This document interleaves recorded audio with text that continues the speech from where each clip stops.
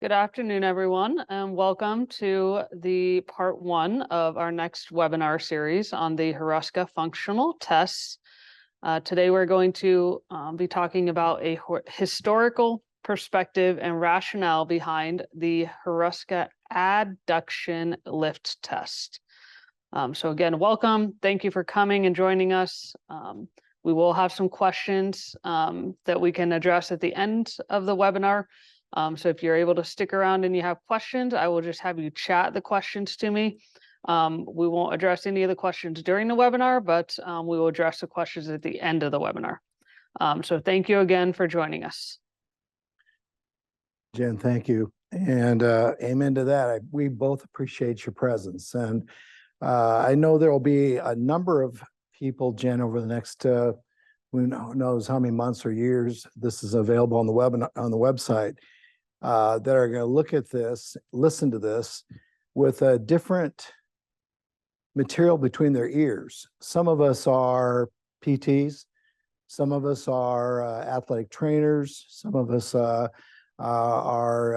maybe even optometrists or dentists, and then a lot of us are just humans that were trying to get through life and figure things out. And so keep in mind that this particular webinar was written for those people, humans that have to operate in a world that has 1G influences on us, regardless of which foot we pick up or which foot we sit down.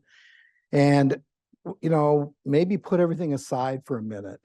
Maybe when you think about this word adduction, maybe just for a moment, just put it off to the side. To me, it's a sacred word. It's a very important part of my life. In fact, as you go through this with me this afternoon, or whenever you're listening to this, you'll see how much that word means to not only my perspective of how humans biologically function, but also the perspective on how one thing in our life is consistent from every individual to every individual, and that is lateral side-to-side movement. And hopefully by the end of this discussion, you'll realize that you can't escape the reasoning behind your purpose of movement at the hips. You have two of them. It's the midsection of your body. It's the part of your body that regulates your ability to make decisions with your neck, your visual system, your reflexes that go across the neck. So keep that in mind. Just maybe for a few minutes as you listen to this, just look at this word adduction and try to go through your process of that word by seeing what I see when I say the word adduction. And I'm going to give you the history behind my career to this date on how this word has always been the underlying pinning of every decision I make with any technique or any program or any assessment I make for any individual I work with, this particular word. So this is a historical perspective, and it's the rationale behind this thing called the adduction lift test. Regulating balance and posture during walking or forward locomotor progression represents an extreme complex motor and sensory system pattern of integration. We can't really neurologically function without integrating the word adduction somehow, someplace, somewhere, for some purpose. It's the underlying element that changes the patterns of direction. And I said the patterns of direction. Our flow, our freedom, our force is all regulated by that pattern of direction. And the direction comes from things that pull you there. Things that move you there, pull you there. And so keep in mind that there's some muscles in our body that goes from the midline of our body out to our extremities that are responsible for those patterns of direction from side to side. That's regulatory movement. Rotary movement in the transverse plane of the human forward movement patterning is dependent on the simultaneous effort and amount of lateralized movement in this frontal plane that we own. what's between the two shoulders, what's between the two hips. That mass that I'm referring to lays in a frontal plane, a plane that really looks something like this. It's got a unidimensional attitude. So the frontal plane is your coronal plane. It separates the front from the back. And then you have your transverse plane. It separates the lower half or the upper half from each other. But your transverse plane is totally dependent upon this frontal plane. And your sagittal plane means nothing to your brain without those two. So in the order of movement and evolution and development, evo, devo, development, you start off in life with this need for you to figure out you have two sides of your body. You don't go anywhere with development without recognizing you've got two sides of your body. And you process that information over time, and you start to understand the importance of being able to leave one side of your body so that you can come back to it. And you do that all through your frontal plane. You can't do that, though, without this rotary function that you're integrating at the same time. So as you grow, as you get big, as you get larger in size, as you're depending more upon people around you for excitement and enjoyment, you start to turn. And that turning and that movement from side to side results in one thing: push. You now can push. You didn't get there until you pulled first, and you didn't get there until you figure out how to rotate with that pulling. It doesn't go the other way. You didn't push and rotate. You had to pull and rotate. You don't move forward with both legs like a bunny rabbit. You move forward with one. And that one leg that you're dependent upon for movement forward requires the other leg to take over the responsibility 50% of the time of that movement. And that's called frontal plane mechanisms. So our human posture is really unique. It's unique to everybody. It's your thumbprint. It's your story.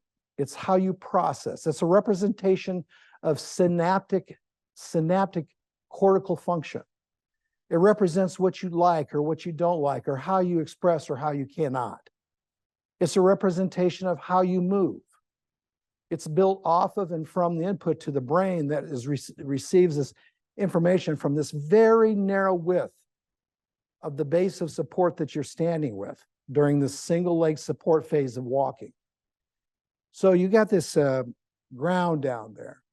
And the ground that your brain owns is only the ground that it recognizes between the two outsides of your feet. Some of your patients, some of the people you work with, and maybe even you are in this category, don't really have a good wide base of support down there. Your ability to pull yourself back from one direction or pull yourself over to another direction is limited because you don't sense that wide base of gait or that wide base of support. The sense of your wide or your narrow base of support can only be achieved, addressed through your sense of adduction. There isn't anything else in your body that's going to give you completeness of how you sense your body mass than those adductors. There's nothing. No abdominal wall can do that. The abdominals are not directly connected to the femur. They're connected to the iliums, the top of the hip. So the adductors and the abdominals are a great team. They're a wonderful team. But the abdominals are only going to do what the adductors want them to do. So I always think to myself, we're really good about talking about, how to grow old healthy, what to eat, how to regulate our posture with our abdominals and our trunk. But the reality is, I've always felt this is why the Institute has these courses called myokinematics. The muscles that go from the inner thigh of your leg up into your hip and your pubic region of your pelvis are so instrumental for the ability for you to sense your complete self for self-regulation of forward control. So when I see someone just pick up a leg, stand on a leg, That individual who really is complete will know that the other leg eventually has got to do the same thing. And I've worked, as you're going to find out in this webinar, I've worked with a lot of people who actually were dismembered. They didn't own complete legs. And to this day, I still work with people who have complete legs, but are neurologically dismembered. They don't have the sense of the base that they should have with both feet on the ground because of the pattern of recognition of their base has been established by an over-domineering, an overused set of adductors on one side versus the other for different reasons, which we'll go over in the next few minutes. We rely on the references on the bottom of the foot that provide both forward and backward movement and rotation, synergistic patterned activity, which allows us to intermittently and mindlessly, reflexively hold us upright in our balanced position that was developed around safety, ease, and weakness. There is no other muscle group in your body that is been developed for safe, ease, and weakness than your adductors of your hip. Those are the muscles that feed directly into your cerebellar region, your vestibular system. They're the ones that amp you up or amp you down when you get a little unsteady, or when you get a little confused or a little lost. They're the ones that your brainstem relies on for patterning and positioning of how to put a screwdriver head on a screw that you're trying to make contact with.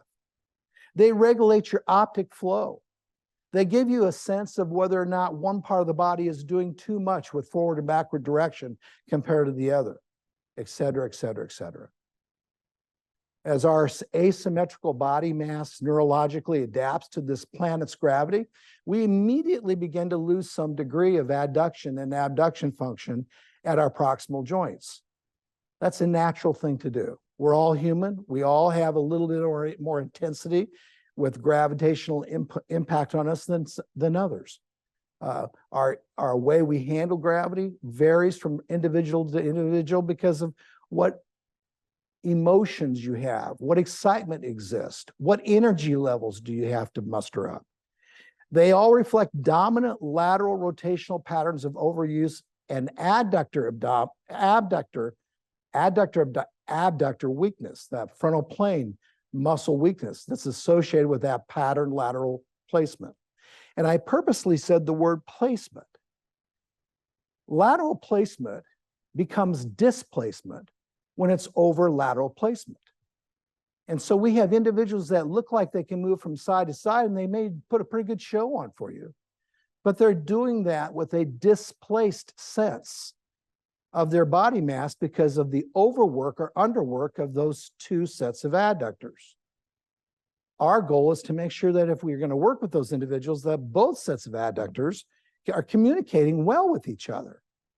And hopefully over the next 3 webinars, you'll understand that that communication can easily be recognized and can easily be modified if you understand the things that are being presented in this particular webinar. Humans usually do not lose rotational ranges of body movement because of frontal plane adduction and abduction weakness. No, we lose both rotational ranges of motion and adduction and abduction ranges of body motion, secondary to limited alternation of our body mass to one side or both sides of the environment that we are really framed up for. So it's a pretty major event when you lose the ability to adduct your body on a leg, and I said that correctly, not necessarily your leg on a body, but your body on a leg. Because if you can't adduct your body on a leg, and it really exists down there, then your ability to rotate correctly is off the table. You have to now figure out some adaptative way. Don't say the word compensation way. Some adaptative way that becomes your new way of moving. And then you compensate for the new way with other things you do with other parts of your body. And it's important for me to say it that way. I would suggest that after this seminar or after this webinar, you'll realize that the underlying reasoning behind most compensatory patterns is this adaptation that I'm talking about regarding adduction. Limitations in adduction and abduction of the appendages on the body or the body on the appendages is usually designed around cortical midbrain, neurological designed movement that's associated with vertical spinal and brainstem horizontal displacement neurology. Our vertical movement is designed around horizontal, purposeful, good displacement neurology. It becomes non-purposeful and not so good when that neurology with horizontal movement is permanently or in a long-term basis displaced.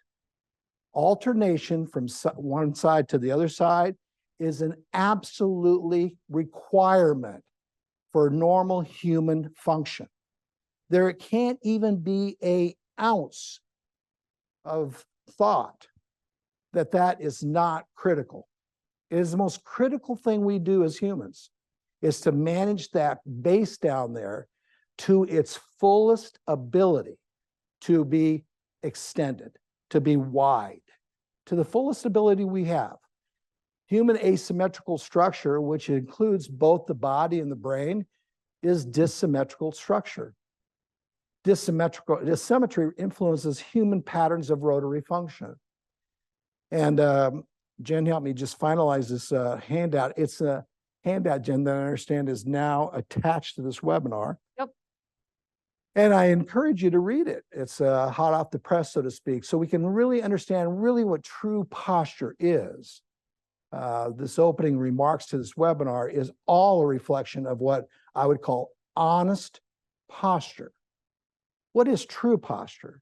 And how does it relate to the asymmetry of our body? And how does the asymmetry of our body influenced by dissymmetrical portions of your body? I won't get into all the details, but I encourage you to take a few minutes and read it when you have time.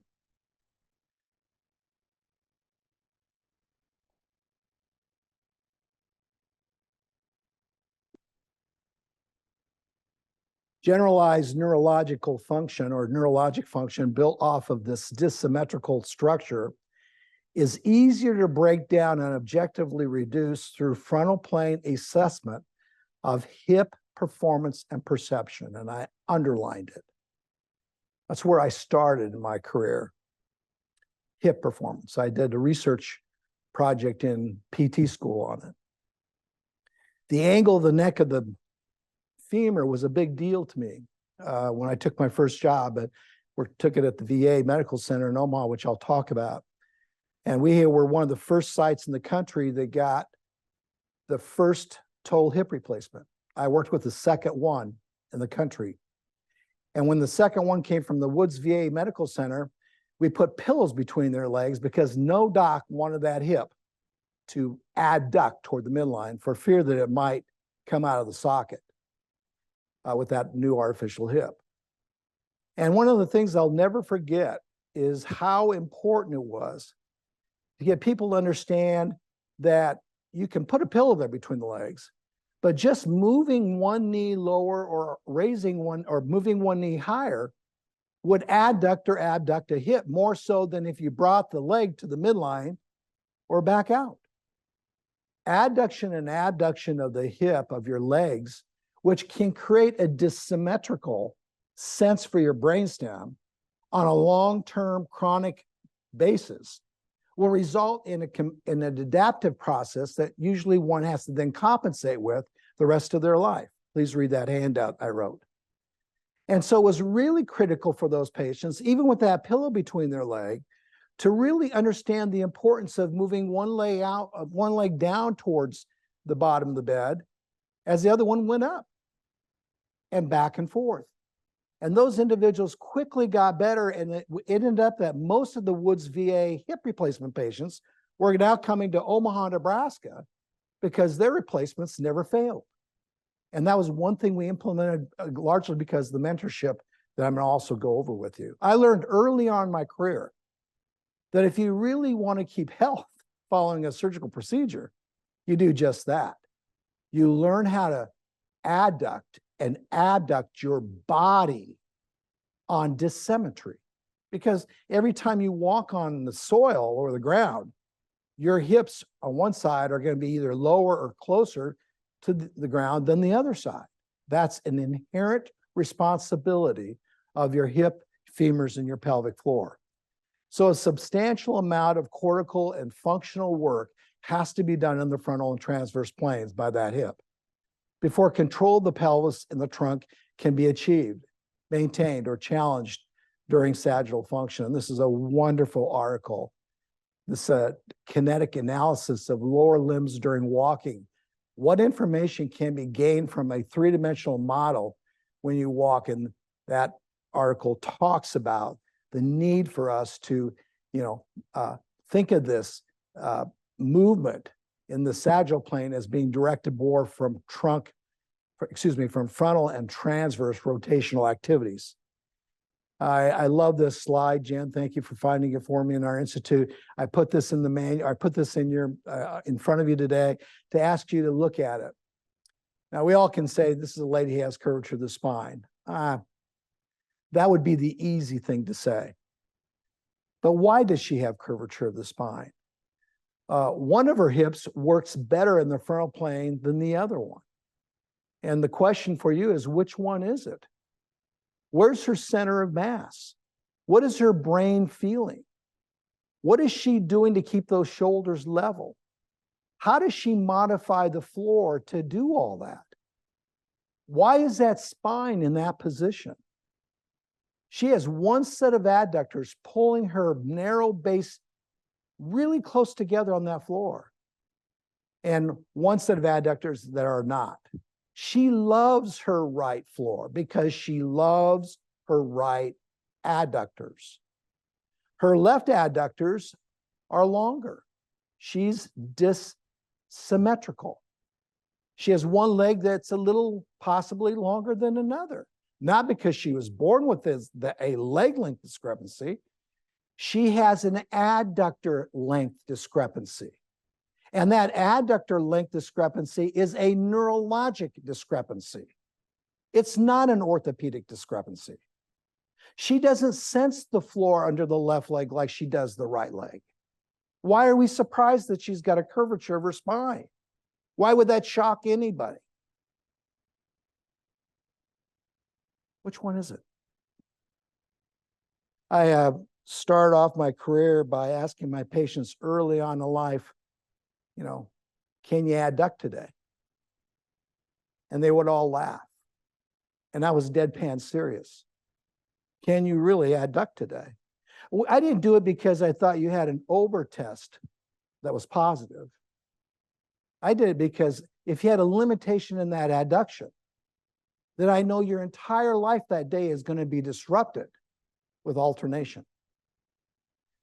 This is a webinar that's going to be talking about in a series addressing the most reproducible assessment of human function as it relates to gravitational force, neurological hemispheric asymmetry, body dissymmetry, which we just got through talking about. With the thoracic diaphragm length, especially on one side, your right side being longer than the one on the left. And your sensorium related to that diaphragm through these adductors and these abdominal muscles to spatial and ground awareness. Your adductors are directly communicating with your diaphragms.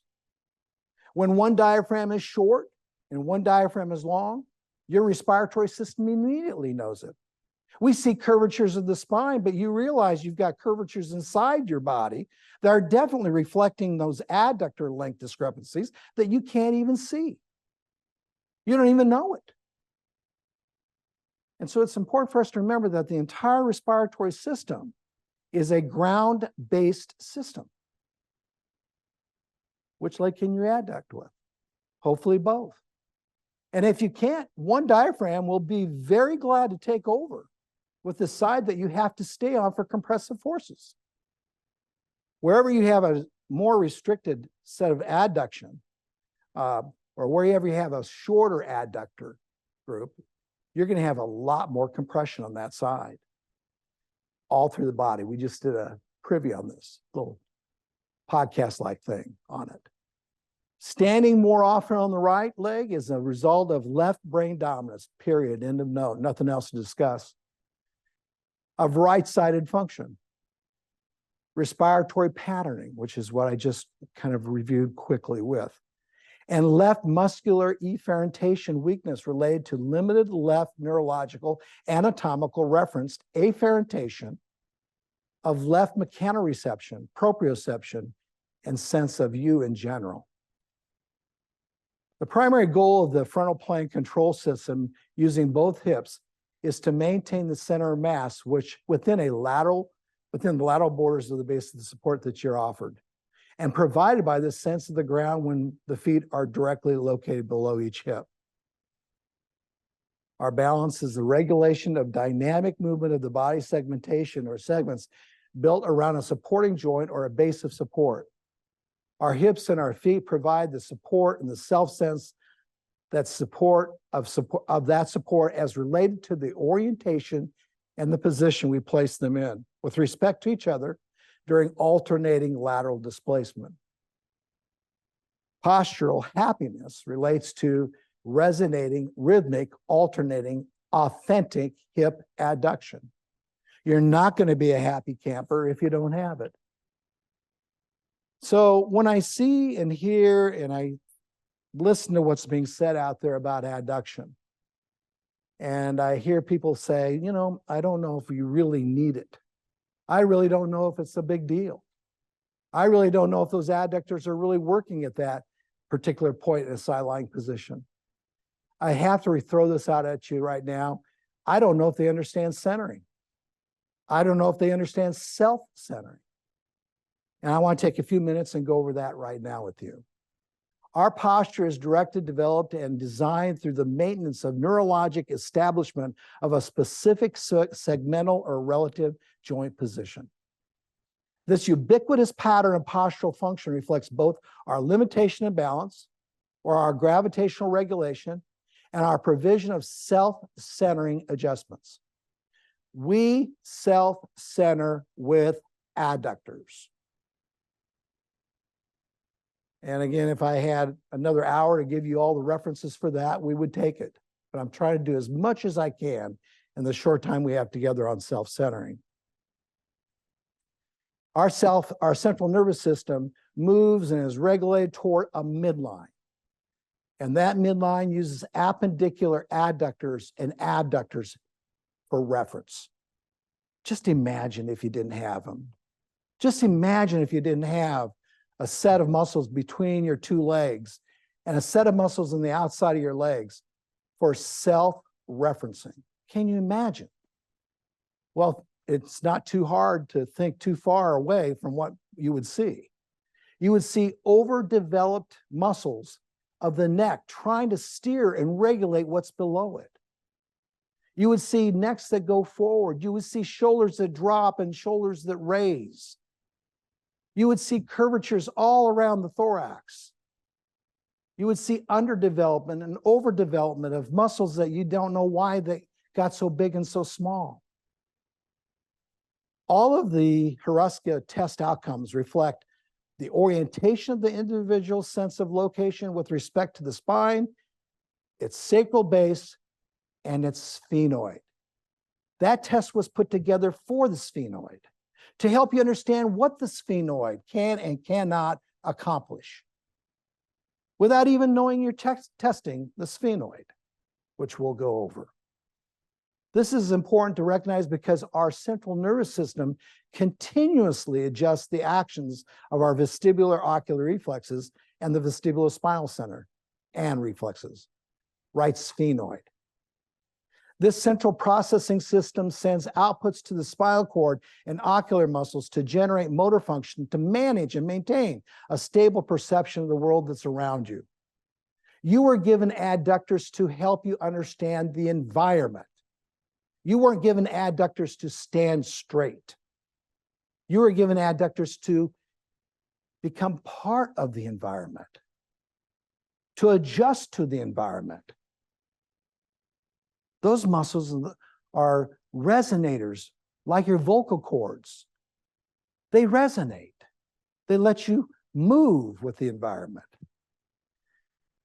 The Hruska test recognizes the integrated bias associated with our peripheral sense and motor control regulation through recognition of the proprioceptive sense associated with the sphenoid, occipital, sphenoid, ocular, and sacral ilium activity. The brain likes to know what's going on below it. And the brain can't make decisions without that information on what you're doing with your sacrum. And the sacrum is regulated by a muscle group that goes from one inner knee to the other inner knee. And the muscle groups that goes from one inner knee to the other inner knee are called the adductors. These muscles pull you. They don't push you. They pull you. They pull you from one side to the other. They make you a human. They lateralize you so you can participate with the environment. A minimum of 2 opposing muscles, one on each side of the bone, is necessary to maneuver any given bone because muscles can only exert force by pulling. Muscles cannot push because myosin ratchets along actin fibers in only one direction. We look at the way we do, we look the way we do, and are shaped the way we are because of the planet's gravitational force enabling us to pull ourselves together, to pull ourselves from one side to the other. That correlates to the direction we want to actually move in. Only your tongue and the iris muscles of your eye are an exception to that behavior. There is no discussion. There is no reason to think that you can move from one side to the other side with a muscle called a glute. A muscle will push you to one side in that region, which we're going to talk in the next webinar about. This came from Held in 2009. When we pull ourselves to one side or to our middle, we use the highest horizontal muscle of the inner thigh of the same side to do so. So we can move the mid-body and the pelvis to it. We don't move our legs to our middle. We move our body to the side. Can you please write that down? You weren't given legs to adduct the legs with. You were given legs so you can move your body to the side with. That's one of the biggest challenges I had in my life early on. Why are we all worried about a hip that adducts? You should be thinking about a hip that allows to move the body to the side. Your diaphragm would appreciate that. Your neck and head would appreciate that. Your vestibular ocular reflexes would appreciate that. Your teeth would appreciate that. Your vocal cords would appreciate that. The scapula would appreciate that. And more importantly than anything, your abdominal wall would love that. These muscles attach to the pubic bone and to the anterior bones that make up your obturator foramen. These horizontal muscles include the pectineus, the adductor magnus, and the adductor brevis. Those are the first 3 muscles in my career that I started to lecture on. And they look like this. They look like this. They're a beautiful set of muscles. We teach a course in this institute called myokinematic restoration. And we talk a day on this group of muscles. It's one of the first courses that someone in this institute has to take to move on with the study of the science of lateralization. So that muscle group regulates this foramen, this obturator foramen. Along with the obturators, that muscle group allows you to move your body on a floor that is held by a foot. It regulates tension, autonomic nervous tension. I hope by the end of this webinar, you will appreciate the amount of development that was given to this group of muscles for that adaptation of that ground. They also are rotators. In a flex position, they'll rotate you out. In a extended position, they'll rotate you in. Along with its hamstring counterparts, it'll help you rotate a femur in. It'll help reposition you every time you push off. Through the pull of an adductor, through the pull of a hamstring that pulls your pube to the knee, not the knee to the pube. We structurally function using our adductors for everything we do in life. That wasn't a slip, by the way, and I realized this, Jen, is going on the website. I said everything. Through the use of this acute proximal hip angulation and adduction pulling to stabilize the body on either the floor or the chair that we sit on. Just as we usually structurally function through the use of obtuse proximal angulation and abduction, next webinar, by it coherently working on the other side. So I just drew this up before we started today to remind you that, Jen, you have to tell me if I need to move it. Are we okay? This is not in the way? Okay. So stick figure with the midline, 2 legs, a pube, a hip on both sides. When we moved to one direction, that acute angulation that regulates your resonation is provided by adductors. Coherently, on the other side, this obtuse angulation is working with it in an integrated way for controlled abduction on the other side. This obtuse information to this group of muscles does not occur without that acute proximation occurring first.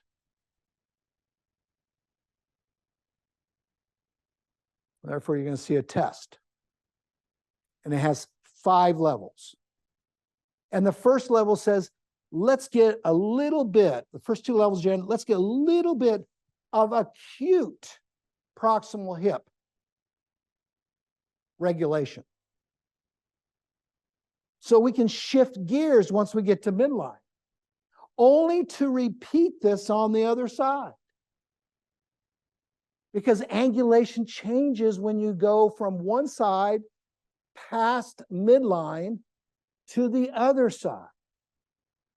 I wonder how good you are in acute proximal pulling, only to then go into more non-acute pulling when you start moving your body weight over to the other side. I wonder if you're going to have someone over there take over when that baton is handed off. I wonder if that group of adductors are ready for this. I wonder if, because I've been standing on my right leg for so long, if I can shift over to my left leg and the left counterpart says, I'm ready for it, hand it off, I've got you. I wonder. And I wonder if that's really that important. Because if you don't do that, you fall. You lean, or you list with the neck. It's kind of a big deal. Kind of a really big deal. So I look at people like this in my life who make this look so easy. She's walking forward with adductors. You all do. And she puts a foot on the ground, Jen, and she's got this green band on her, and she's looking down, and she doesn't, she's breathing. This lady could do this in her sleep. As she picks this leg up off the floor with these hamstrings, and she stabilizes that hamstring activity with that foot. As this hip's shifting back on the left side, as this right hip is going back into extension. Piece of cake. Because she can hand off the baton when she goes over to the other side. And this is under resistance. You have patients who can't do any of that without any resistance around their two ankles. Resistance that'll resist a hamstring on one side because of what the quad is doing on the other. Or this individual who's now working the same way, but I'm really putting more emphasis on this slide by saying you realize whatever just turned off on this side is now turning on. Now she's got only way she can move that left leg in front of her with that band around her left ankle is she's got to have a right adductor on the other side stabilizing her. You have, by the way, adductors are rotators. They're flexors and they're extensors. Let me see if I did this right. They're triplanar. Your abdominal wall can't even do that.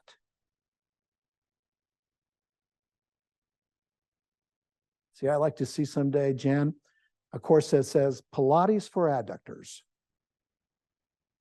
Well, we do. We call it myokinematics, restoration. And then we follow up with testing.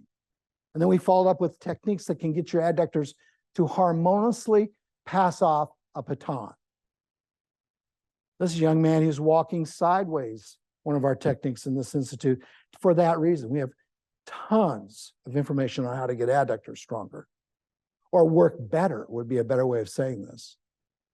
He's standing on one leg, and he's literally doing the same thing that the other lady was doing, because the same muscle group has to pass off. He puts a foot out inside, he puts his weight on that foot, and then he brings the other foot to it. It's called Hruska Adduction Lift Test, an upright Hruska Adduction Lift Test. Not a sideline Hruska Adduction Lift Test, an upright one. And if you can't do a sideline one, how are you ever going to do an upright one? The primary goal of the abductor horizontal plane of control at the hips is therefore to maintain proximal, underline it, proximal center of mass within the lateral borders of our distal base of our feet. It's a reverse pendulum. You manage the inner maxillary space between your feet. If you're a big palate person, if you're a big mouth person, you're manage that inner maxillary space, that distance between your molars. Oh, wrong course. Your heels between the 2 feet down there through adduction and abduction, as you saw in the last 2 slides. Your mouth knows it. Your chest knows it. That's how you expand. Expansion is built off of adduction, abduction, pendular activity.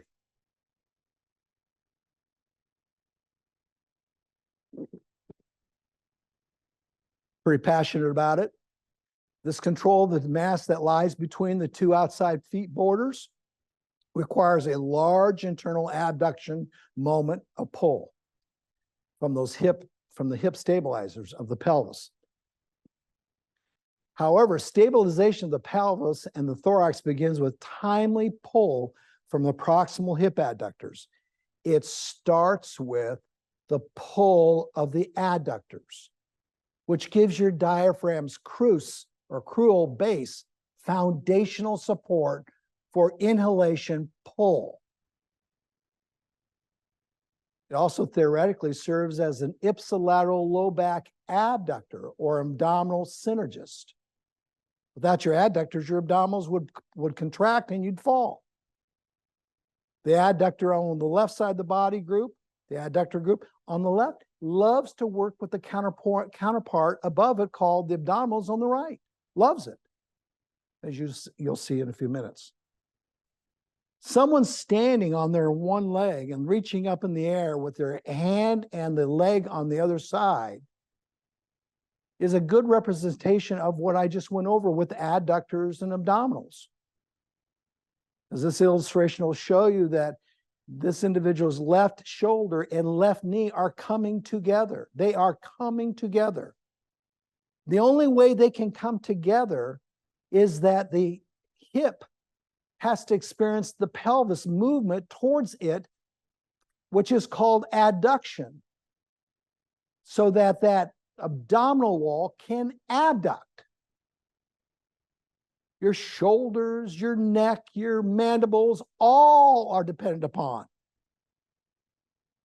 what's going on below them between the midline of your body and the femur that's on that side of the midline.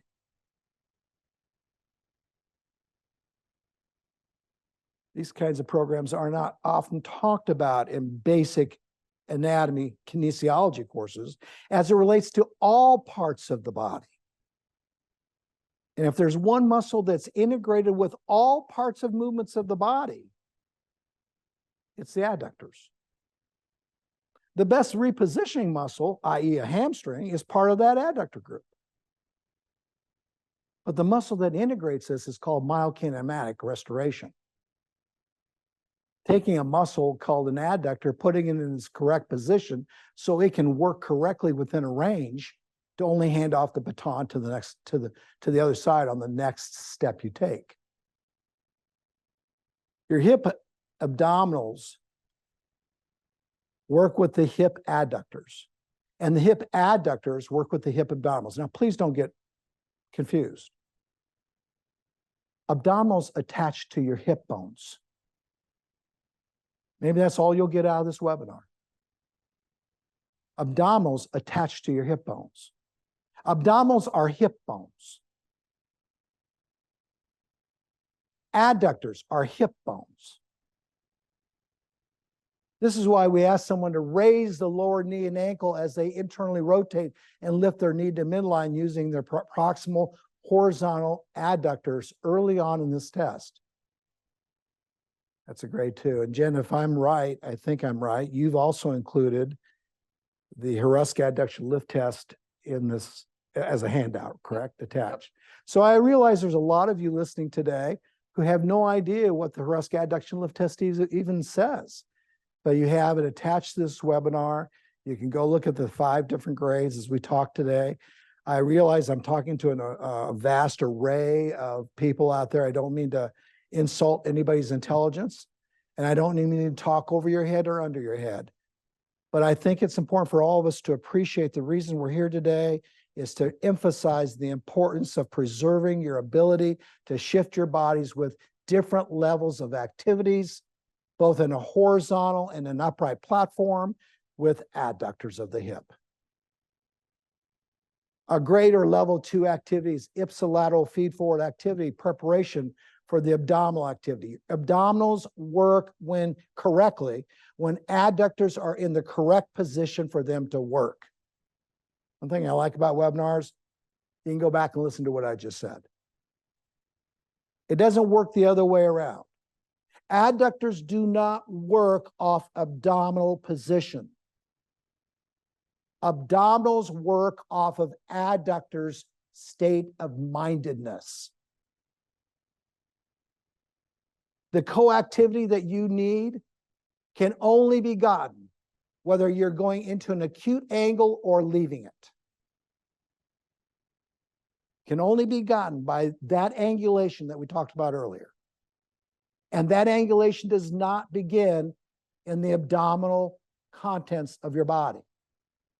That's your poop organs. It begins what's below that, where you have no organs. You have freedom. The control of the body mass lateral movement is not the responsibility of the head and the neck.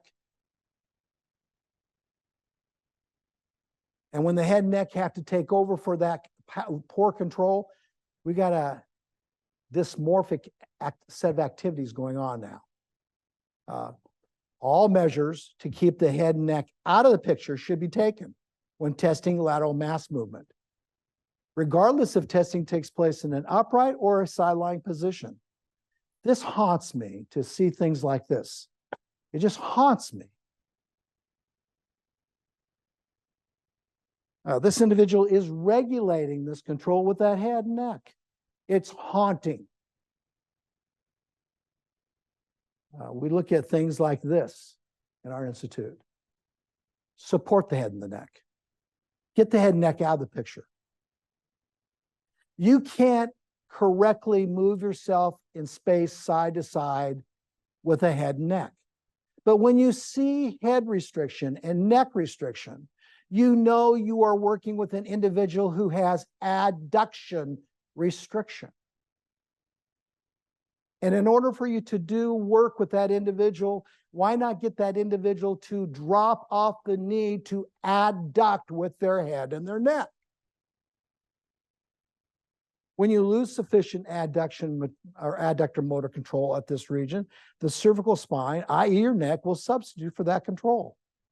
And it will substitute, Jen, as you said, by going forward. It's hard for me to teach or talk or mentor anybody in life and talk about people who have forward head posture and not talk about hip adductors. That's a lot of bridge to go over, a lot of water. It's a long way. It takes a lot of effort to help people understand that.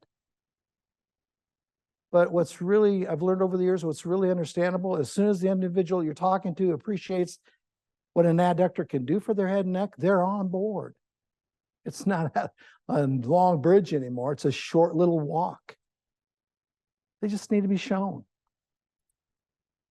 And that leads us into this concept called lateral displacement.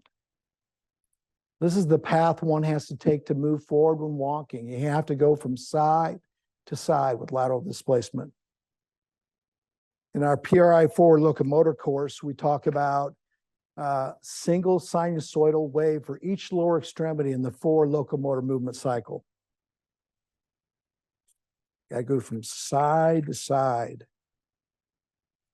Motion of the axial segment is toward the side of the support limb, and adduction and abduction of all the limbs in the frontal plane at the proximal joints, especially at the hips and the pelvis, are the greatest at the single lower limb support phase of the gait cycle, where push-off or terminal stance correlates with a contralateral pre-heel strike, where the double lower limb support phase is about to begin. In other words, where both feet are kind of on the ground.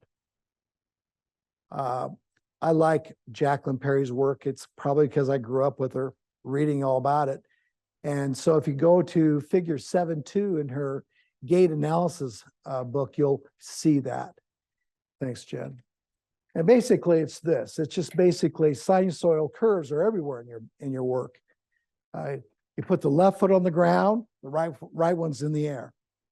And to get the right one on the ground, the left one's got to go in the air. And during that process, your body weight's got to shift. And in order for you to prepare for that next phase of that cycle, you don't do it with abdominals. You don't do it with glutes. You don't do it with your plantar flexors or your feet or your arms or your neck. You only do it with adductors. And in your manual, or I keep saying manual, you have this listed. You know, what I did, I included, we got permission for us to use these. We begin to laterally shift our body with this illustration from side to the side of the foot that's forced up by the floor or the ground that we're on, which allows the floor or the ground to accept our weight. So wherever you see on these illustrations, wherever you see that foot, that's a foot that's on the ground. That's called stance. It's a weight thing. And when you look at that phase of stance, which we will discuss in the Hruska Adduction Lift Test in a horizontal position, it's no different than what's going on in a vertical position. And then when you look at what's going on at this level, you better be able to say the word adduction, as you can come down here and read it. So you got your glutes are on, but you got to have your adductors kicking in. And my vision is so bad, Jan, but adductors kick in. And the next one, you can really see it. Jan, why am I having a tough time finding them when I know they exist? Yeah, I don't see them on there either. Yeah, but anyway, Yeah, those adductors are going to kick. Adductors kick in when the other side of the foot is in the air in the swing phase. It's on the push. It's on the push off, I think, Yep. coming up. But those are hamstrings, what you're reading there.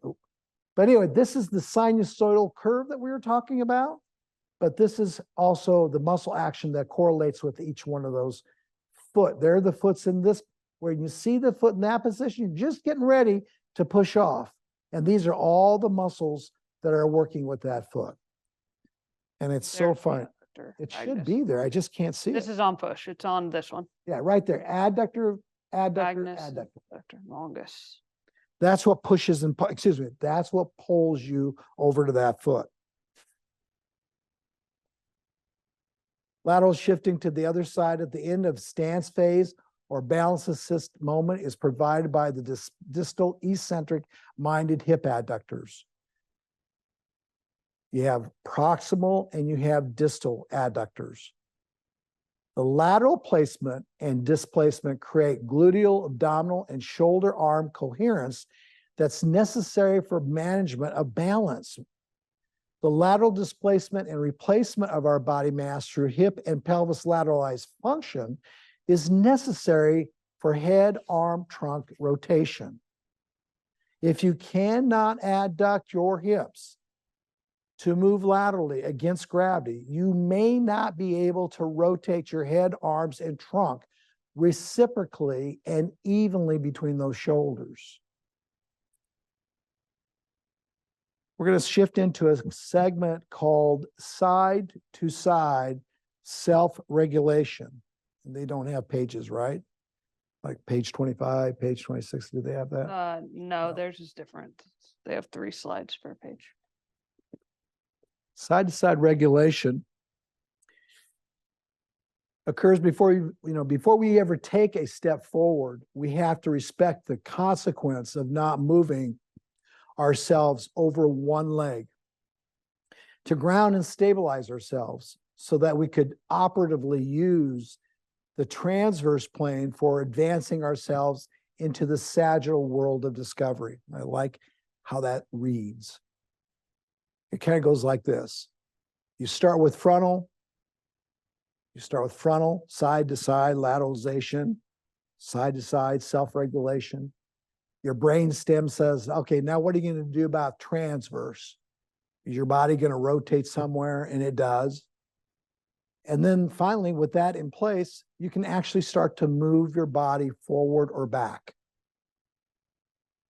The sagittal world that we're in usually is above the diaphragm because unfortunately, a lot of us can't move side to side correctly below it. And when that triplanar activity is condensed between the top of your head and the top of the dome of your diaphragm, it's really ugly. Your back gets tight and straight. Your ability to move from side to side doesn't really occur very well. And now you're thrusting yourself forward.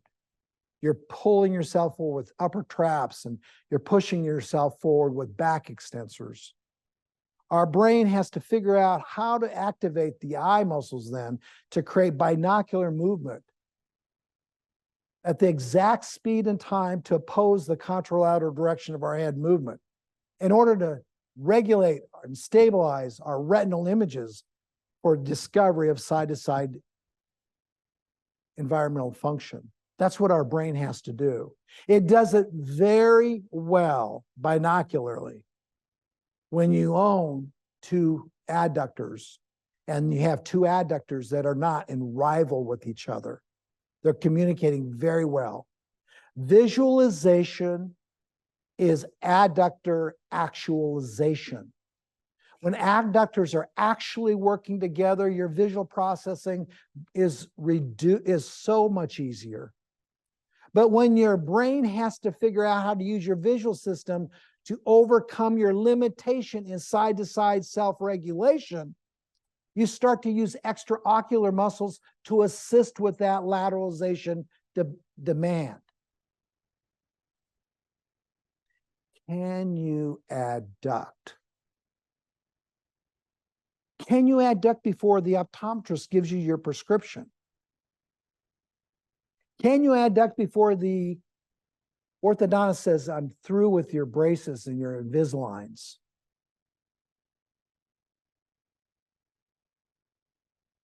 Our body has to, that was about the brain, our body had to figure out how to activate hip muscles to create hip movement at the exact speed and time to offset the opposite direction of our pelvis movement. So we could recognize when and how to stabilize our ground and the reaction that it provides for support. That's your body. Your body is physically managed by adductor operation, physically. So when the adductor is physically being asked to work, you have to shift. When they both work at the same time, you aren't shifting. Your regulation is all done by upper head neck. Over 30 years ago, I recognized the importance of objectively assessing and addressing all the things we talked about and the limitations associated with us as humans that develop over time as a result of not owning the symmetry that places us in imbalanced states of lateralization. I've dedicated my life to it. For the indoctrination of required offsetting pendular appendicular function, we all have to learn how to balance our head and arms and trunk, both at rest and during upright function, for us to operate without a lot of stress. I observed early on in my life the human's orientation of their body to the right, which preceded rotation of the neck to the left. I also observed eye movement to the side opposite the direction of the neck and the head orientation. The lower neck and the base of the head on these patients and people I loved and my family members and on the general public appeared to be oriented to the right, and the head and its orbits were directed usually to the left. The cervical ocular reflex is a reflexive eye response that's elicited by rotation of the neck. The commonly seen patterned rotation of the head and the neck, along with the corresponding adaptation of vestibular ocular reflexes and the vestibulospinal reflex influence of associated bias motor control, reinforces this pattern of lateralization self-sense that I saw others center their gravity over to, which was usually to the right. Kelders, 2003. Finding a way to demonstrate this sense of axial longitudinal bias dissymmetry requires one to compare the frontal and rotational limitation of one side to the other side when tested in a horizontal position. When was this test first introduced? The Hruska Adduction Lift Test was first introduced in the Myokinematic Restoration course in July of 2002. However, the reasoning and design methodology behind the test began in the summer of 1978 and 79, where I worked as a physical therapy aide at the Omaha Veterans Administration Medical Center in Omaha, Nebraska. In 1981, I worked full-time as a physical therapist directly out of PT school at the Omaha VA Medical Center. I wanted to work under the mentorship of an individual who I found and was blessed to be around as an aide, as a PTA before I got into PT school, after I left the dental program, who had 30 years of experience working with people who had both upper extremity and lower extremity amputations, cardiac rehabilitation needs, and CVAs, and a myriad of other neurological and vascular issues. George Blanton understood the necessity for hip adduction and abduction simply because he worked with amputees who depended on every hip adductor and abductor muscle fiber they owned.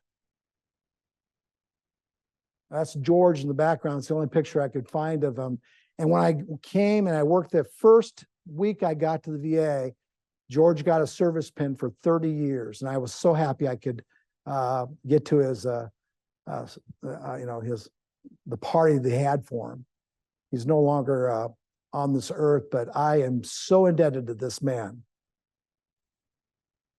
In those next 5 years, I learned how to prepare the dismembered body for locomotor function with the integrative assistance of 2 or 3 other extremity sense and support systems. George never had a complete body to work with. They either had strokes, they had diabetic, issues with sense, or they were amputees. And I learned more about his world in the world where people don't have strokes, have all their extremities, and have no problem with sensing, or excuse me, feeling anybody touch their appendages. He convinced me that the rehabilitation does not begin with the missing limb. It's missing limb remaining anatomy. It begins with the lateral control of the body mass, of whatever's left on a dismembered body. That primarily needed to occur through the integration of abdominals and hip adductors. Integration of abdominals and hip abductors. And integration of the remaining hip, shoulder, adductors, and abductors. George's life was dedicated to the frontal human. And I dedicate this webinar series to this guy. And I know he's listening. Toughening up the end of an anatomical stump was not the primary issue. That was my job. I'd wrap stumps. I'd help with wound care. But over that course of time, I learned the importance of strengthening the proximal section of the end of the stump with contralateral extremity stability and control. Contralateral extremity stability and control was the primary concern of any dismembered human being. It wasn't the leg that was partially there. It was the body that that leg owned that had to get there. Working with the body while holding onto the end of the stump in a horizontal position is where I really, really saw magic. It's where this test came from. I'm honored by it. And I really resent anyone changing the reasoning for it. So when we look at parallel bars, and we'll look at mats that you put people on, that's for the body to learn how to adduct with anything that you have left. Things like prone lying, side lying, activities that you see in front of you. These directly came from those programs that I worked with. You soon realize the importance of proximal versus distal adductor activity. The level of amputation had a dramatic effect on the outcomes of lateral displacement capabilities when donning a temporary prosthesis. You're working with people that have their legs, that have their arms, but don't know how to use them because of the body they own. The body's ability to use those adductors hasn't woken up, hasn't been shown how to dome an artificial extremity. The patients who had hemipelvectomy or hip disarticulation, which unfortunately were quite a few, were very limited using a prosthesis. And they would be on those mats along with those CVA patients who had a stroke and were slobbering and couldn't talk. And they'd say, you know what, I'd take your world any day because you can adduct. They would give up their speech and their swallowing, and they would give it all up if they could just get their leg back so they could adduct. Because the limited ability to adduct their pelvis or hip on their prosthesis was a major factor. And I learned quickly, when a man is sitting there saying to the man that's laying next to him, I would slobber, I would stop speaking, I would put an IV in if I had to for food, just to allow me to adduct. You know, you don't leave a program like that not being changed. So am I passionate? Of course I am. I started an institute, and one of the first courses that I gave was called Adduction. The level of that amputation, Jen, the level of that amputation had everything to do with the level of ability to move from side to side. We have 5 in the Hruska Adduction Lift Test. And all 5 reflect what is it you're using, distal or proximal?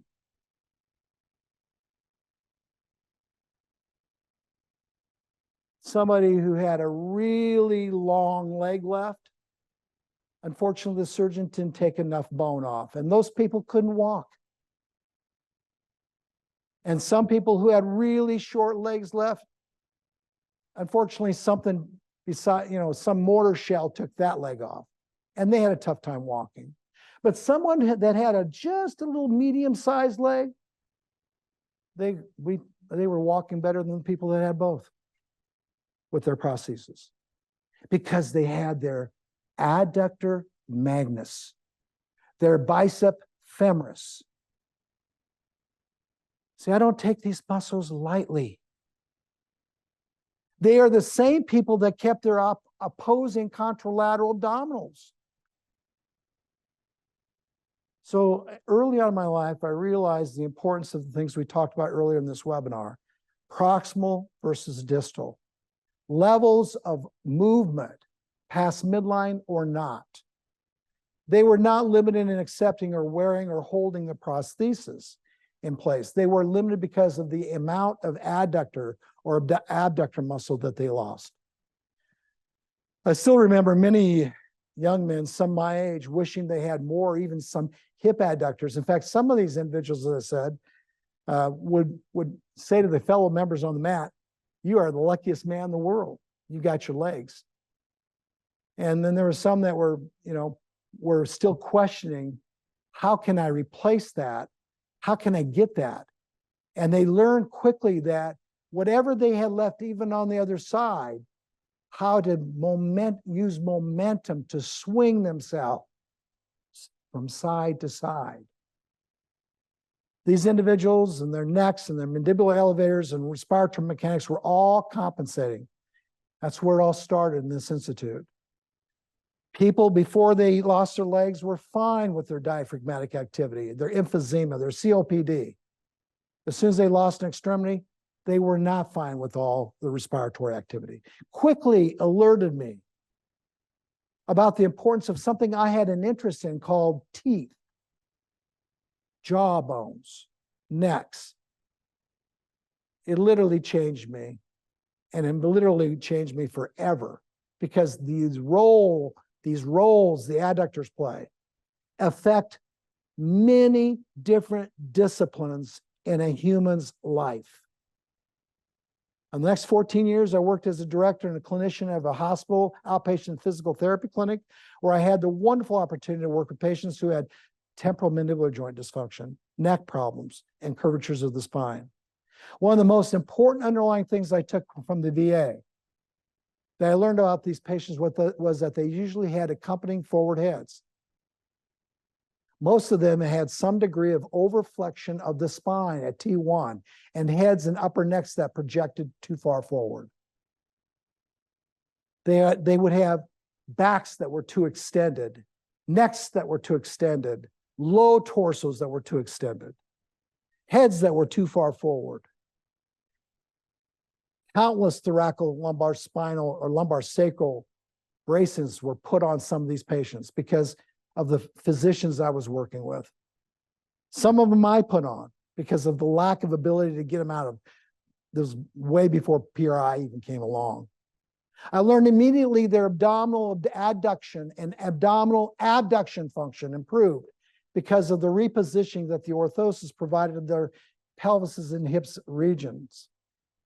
Those braces taught me the benefit of getting somebody in a position to find their adductors. I also learned that the more one could move laterally with the sense of the floor below them and the sense of the space above them, those orthoses would literally fall off.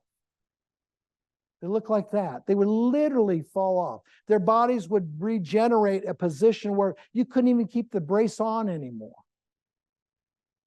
But the thing that made them better was the role the adductors played. They never went back into this brace. They never had to go back in it once they figured out the value of shifting from side to side.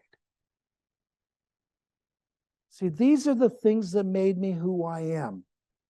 Ribs had to stay down. Thoraxes had to be rounded in the back. Pelvises had to be neutral so you could move one side of your mass over to the leg you're standing on, only to go back to the other. This is not a good thing to put on somebody. If you have to, you have to. But it's a good thing that was introduced to me on what took it off the body, literally took it off the body. Use of adductors and abdominals. I still have notes that I've kept. It reinforced my need to feel and be mindful and use the inside thigh of the muscles. This was written back in 2000. Adductors, sideline hip lifts, sideline leg pulls, back in 2000, 23 years ago. Illustrations I would draw freehanded. We didn't have a computer. We didn't have things that we could put it on a tablet. Standing people upright on one leg, which we're going to talk about right at the very end of this webinar, and getting them to understand how to pull a leg in on either side. And you manage that leg by not the leg's movement, by what this block is doing with that body that owns that leg. Early on in my career, 1999. Why was it introduced? To determine an objective level of midline, to lateral neurological strength, sense, and stability, with VOR, COR, and vestibulospinal reflexes in mind. Prior to selecting an upright gravitational double or single leg stance technique, you have to know what your patient's capable or not capable of doing with adductors before you can assign or address upright techniques. Frontal plane balance is difficult considering the narrow width of the base of support during the single support phase of forward locomotor movement. It was therefore a test that I felt I could put together, I could identify. For me, control of the center of mass trajectory, which was so limited in some cases prior to addressing upright forward locomotor motor control deficiencies. For me, it was important. Why would I expect something out of a patient when I know objectively in that horizontal state, they don't have control of them. Adductors are one of the few muscles of the body that will either internally rotate or externally rotate you or an extremity. In this case, the femur or the hip, depending on what position the femur or the hip is placed in during the adduction moment. This is why testing their external rotation initial activity followed by internal rotation activity keeps their appropriate rotation in check. And I would suggest that paragraph, that sentence, you circle. Because there's no abdominal wall that will internalize your body. Rotate your body toward the midline. For internal rotation, called pronation during mid-stance, better than an adductor. Therefore, this is an obligatory test. And I realize, Jan and I, when we go through this with you this next few minutes, that for those who don't or are not familiar with the testing or the wording of the testing, you take it out and you follow this webinar series material by referring back to the test so you can see where some of this wording actually comes from. So I'll be moving around grades and levels, and I know this is going to be confusing for some, but hopefully not too confusing for others.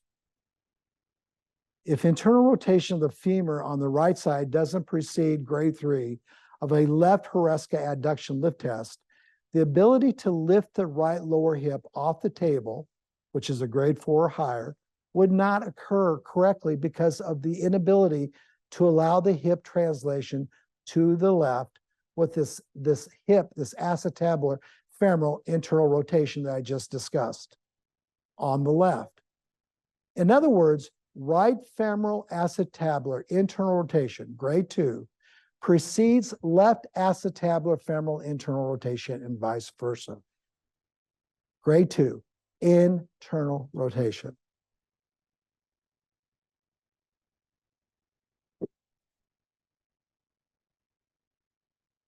That's what a grade or a level 2 would look like.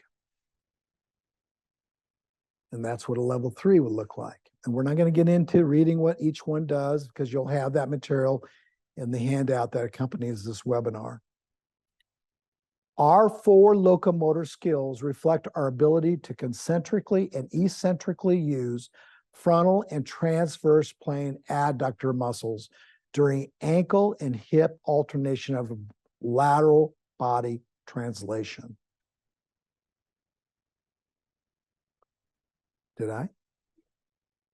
How did I get there? You must have hit your button on accident. Okay. Go Well, forget that last All right, statement. right there. Go for it. I'm Right. so sorry, Jen. I don't know how it happened. There you go. Okay. Kind of like that slide. I want to go back. Well, we're to it. gonna get there. Gotta wait. Okay. Glad you caught it. But I'm ready for it. The left proximal hip, this is about the left proximal hip adductors. They're external rotators when they're in a flexed position. So this is level 1. So when you're laying on your left side and you take your left foot, Jen, and you bring it up to that leg that's on that shoulder or in a position that's away from the midline, you're checking this external oblique on the right side, but you're really checking the external rotators of that adductor of the flexed hip. So the left proximal hip adductors as external rotators in this flexed hip position, along with the right external obliques, 2 muscle groups working together, are being integrated when the left ankle is raised to that position. That position tells you whether you have a brain on a body that will allow it to lay on that hip, that left hip, and touch that knee with that ipsilateral left ankle and not move the body. That's it.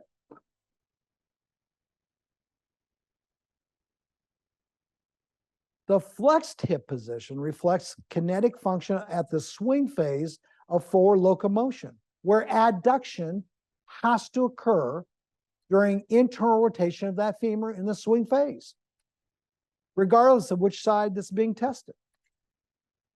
You have to be able to do that on both sides.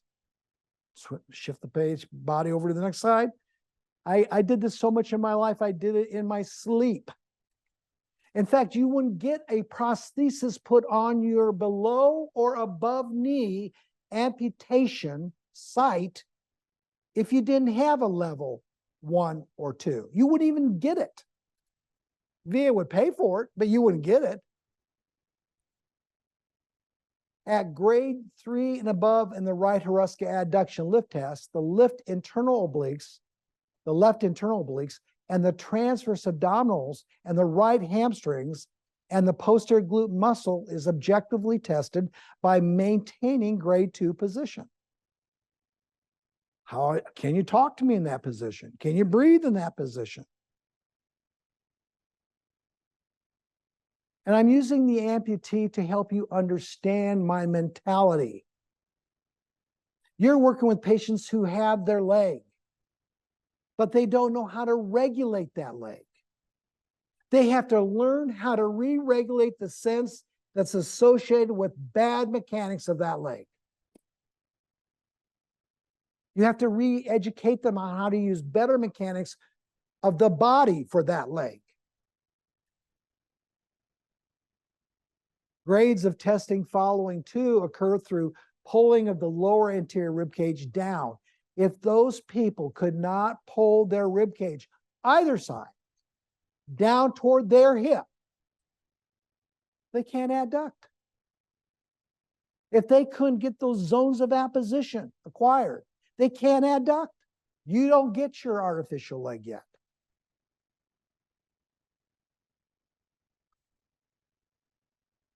I hesitate to go on. I just want you to think about that. You don't have permission to stand up and start walking with PRI single leg stance activities yet. Grades of testing following to occur through pulling of the lower anterior rib cage downward toward the ipsilateral ilium that one is laying on and is serving as an anchor for this abdominal pull effort. That's a level 3. A grade 3 or level 3 is the transitional or neutral stage. You're about to cross midline. You're about to hand the baton off to another side. The extended leg, along with both abdominal walls working at that point. They both have to be working. Lateral abdominals on the side one is laying on are secured positionally by the contralateral hip adductors and the glute extensors and the ipsilateral glute abductors. And I didn't say they're working to lift you, they're stabilizing and securing you. Other people's interpretation of what's going on needs to be reinforced by research. And if you give Jacqueline Perry's work, this is reinforced. This is reinforcing that research. The adductors of the extended leg when in or at level 4s and 5s are adducting through integration effort with the opposite abdominals, while the center of mass is now shifting to the side of the extended hip and knee, all against gravity. This reflects the ability to swing the leg in hip flexion with the extended legs adductors, which is done in walking. This is a gait test. It's an objective gait test. It's a forward locomotor movement test without the head moving forward test. It's a body test. It's not a leg test. It's a frontal plane transverse and then sagittal plane test. It's a test that says you can get on one leg eventually. Jen, I hope I'm in the right place. Eventually, you can get on one leg because you passed this objective finding. You can bring the other leg now forward and back freely without losing control of the owner that owns the leg that you're moving forward and back with. This is a body test. This is not a leg test.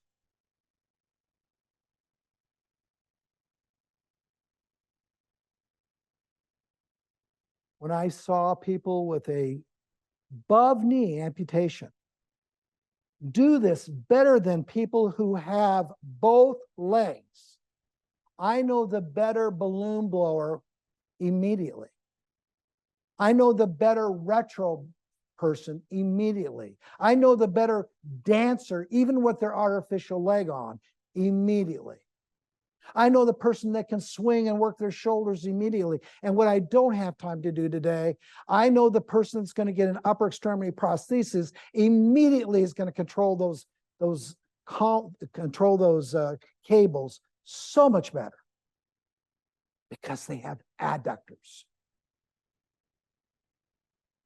This level or grade of successful effort also reflects the functional needed to extend or stand on the same horizontal extended leg in the vertical position, which Jen just showed you, and use the distal and proximal ipsilateral adductors for support during upright shifting of the center of mass over the supported lower extremity during upright opposite upper extremity abduction or movement away from the side of the body.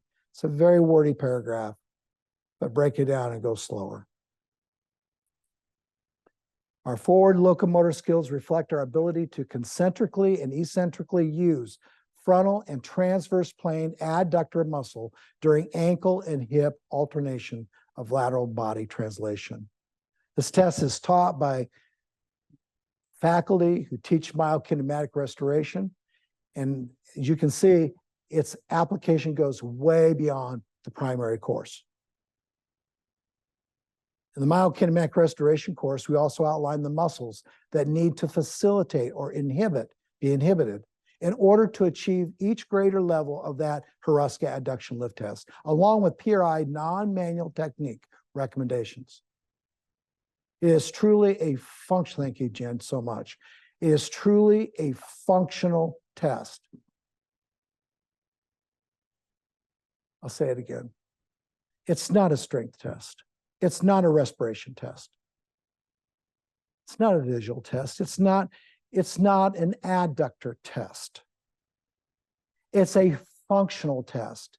And there's a word called adductor in that title, because the function of your body is built off of your hip and built off of and from your hip adductor capability.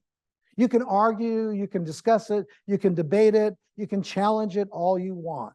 You lose it, you'll understand. In order to appropriately progress your patient or client in any program, but especially the PRI program, you have to assess it. If you are a PRI practitioner and you're not using this test, or the test that I'm going to talk about in the next webinar series called the Abduction Lift Test, how are you assessing the body's ability to use frontal and transverse plane adductor or abductor muscle during alternation of lateral body translation? How are you doing it?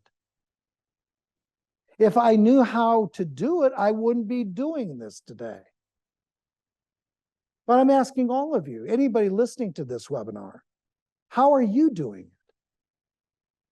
But doing a single leg test on an adductor does not qualify objectively your capability of what to do with the body that produced it. How do you embrace and how do you isolate one from the other, the leg from the body from the leg? What typical and common muscle patterns of weakness are associated with sideline testing of hip shift against gravity? These are questions I'm asking the listener. Patterns of concomitant hip adductor and hip extensor fragmentation. This test assures that at some point, grade 3, inability reflects weaknesses of femoral acetabular stabilizers on the extended extremity, including the short head of the bicep femoris and adductor magnus. There will be enough acknowledgement of strength from both hip adductors and hamstrings for appropriate extensor muscle sequencing during stance phase. Adductors work with hamstrings, usually. And in your handout, we put this reference for you to go look at it, so you know where this comes from. Figure 6.6 specifically and 9.9 specifically will outline, Jen, the role of the adductors and the extensors during sequences of stance. Where is that research? Where is that reference? These are been around for years. When adduction of either leg is not complemented through coactivity of the glutes, hamstrings, or obturators, as outlined in the different levels of the test grading criteria of the test, the ability to perform a desired level of activity will be related to the control of the obturator foramen, the coexistence of the bicep femoris extensor function at the ischium, and the strength of the position of the anterior glute medius and minimus muscle. There's very little EMG activity of the hip adductors during swing phase, which is why this test is considered a stance, please underline it, a stance phase test, even when the feet are not on the floor or the ground. Who was it designed for? It was designed for those who wish to assess single leg stance, therefore. Deficiencies, dysfunctional patterns of vertical lateralization, and sense of horizontal trunk rotation limitation, horizontal trunk rotation limitation, sideline trunk rotational limitation, rolling in bed trunk rotation limitation. To distinguish differences between horizontal and vertical gravitational hemistructural demands. If you can't test it horizontally, you can't understand verticality. It was primarily designed for those who are experiencing forward locomotor movement deviations secondary to adductor inactivity during stance phases and hamstring extensor malsequential activity during swing phases of forward locomotor movement.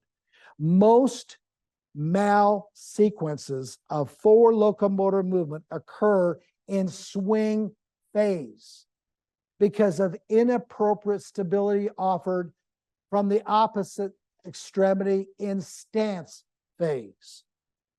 Again, see 6.6 and 9.9 illustrations from Jacqueline Perry's book. When should it be considered? I'm asking all these questions. So when I'm asked questions or you're asked questions, you know why, where, when, and what it was for. When should you consider this? All PRI programs, I didn't stutter, did we, Jen? I said all PRI programs should include at least one functional test. And this test is often the most appropriate test to assess upright postural function.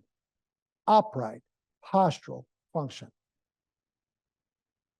More specifically, if someone is experiencing difficulty with left single leg abdominal abductor stance activities, consider testing the frontal plane integration of the left abdominals with the right hip proximal adductors in the right side lying position first technique. Test. So these are some examples of upright. By the way, Jen, I don't know when you took the picture, but thank you. There's Jason and Jen showing a left sideline Hruska Adduction Lift Test. There's Jason showing you a left sideline Hruska function. Just to clarify, it's a left Hruska Adduction Lift Test on your right side, laying on your right side. You keep saying left side lying Hruska Adduction Lift Test. I didn't mean that. But you're in right side lying, but it's called a left Hruska Adduction Lift Test. And I don't believe because what he said a couple slides ago, it's a stance phase test, which is why it's named for the side that you're in stance phase, which is the left side in this position. So left Hruska Adduction Lift Test. Thank you for clarifying that. I don't think we talked about the test is named for the side that's in the air.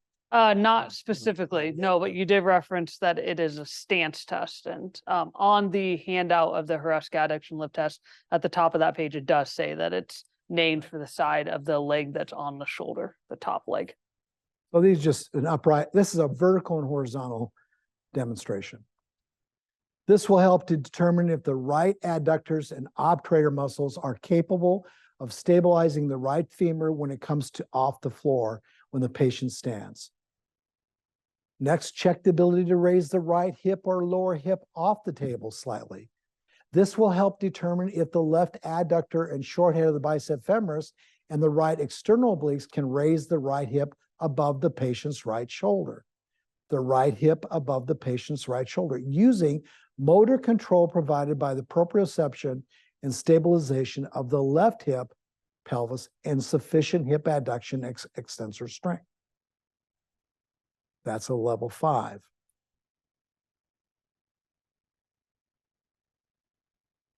I don't believe you have this in your notes or in my notes, so I'm going to say it right here when I see this.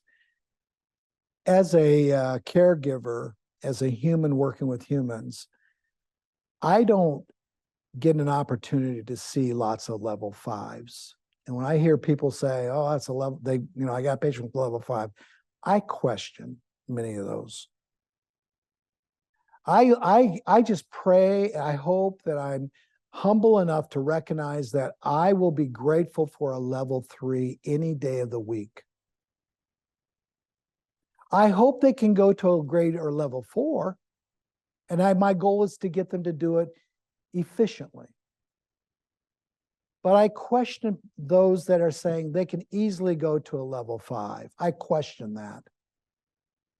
And my purpose today is not to go over right, Jen, how to do the test. But for those who do level 5 work, I'm questioning, why are they in my clinic? Period. Now I'm questioning the dentist, the person that referred the patient, the optometrist, the orthopedic doctor, or anybody else that made that referral. I'm wondering why they're in my clinic. Because you're going to quickly find out those who cannot perform a level 5, and you find out how they are compensating or substituting to get to a level 5, will address that issue, and now they're back to a level 2.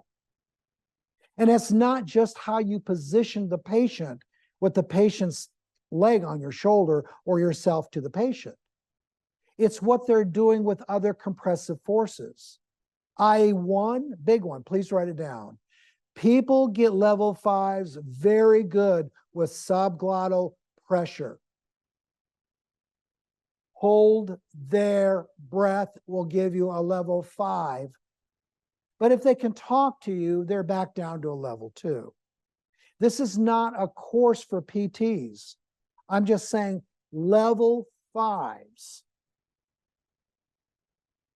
in this position should be on people who walk with beautiful translation, and they can stop on one leg and do single leg stance on that left leg like no other, which is at the very end of this discussion. So I'm just throwing that out for some of you in the room that are PTs. Keep in mind, the same patient may also have a limited ability to raise the left hip off the mat, a grade 4, when laying on the right side. That should actually be left side. Yeah, I don't know why it says right side. I said it twice. Yeah, should be left side. That's what I and then thought. It should be right Hruska Adduction Lift Test, but laying on the left side. The wording is correct, but it should be left side, laying on the left side. The right hip adductors and the short head of the bicep may not be as much of an issue on this side, level 2, as the strength and proprioception of the left internal obliques. The question is, are the obliques the problem, or are the adductors the problem? The same issue seen on the left side with grades 1 through 3 may also exist. And oftentimes these patients, Jen, as we talked about earlier today, are usually in a bilateral extended pattern. Their ability to shift their body, period, is limited because neither one of their adductors are in the right neutral pelvic position to work. Our need to keep our arms and our hands by our side often relates to this overactivity of the ipsilateral hip adductors and underactivity of the contralateral abdominals. This is why so many of our patients walk with poor complete arm swing on one side, usually the right side. Keep in mind that we are only discussing the historical perspective in this webinar and the rationale behind this test as it relates to alternation of lateral slide and glide of the center mass during forward movement of your body. I will be reviewing the role of the Hruska Adduction Lift Test and the Hruska Alternating Reciprocal Rotation Test in the upcoming webinars in this series. Finally, which upright PRI technique in standing could address lateral limitations of the center of mass as expressed by the Hruska Adduction Lift Test? So these are just some things to think about and reflect on when it comes to that question. And I want to know which page I'm on, if you don't mind me. 60? 60, yeah. Very good. So standing on one leg, could you underline it as we wrap this up?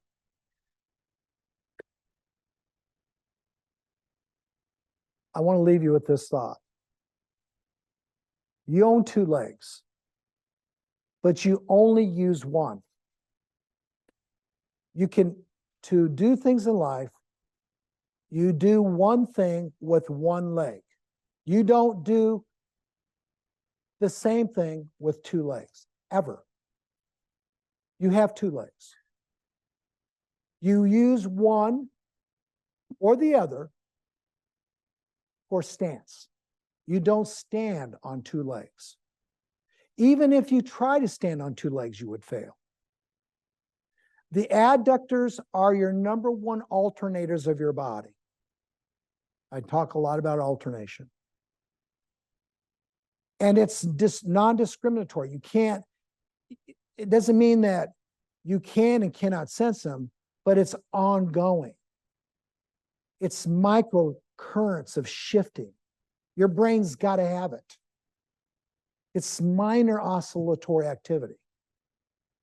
Now, the reason I'm doing that is because this last section is going to talk about, I'll read the question again. Which upright, please, it's underlined, PRI technique in standing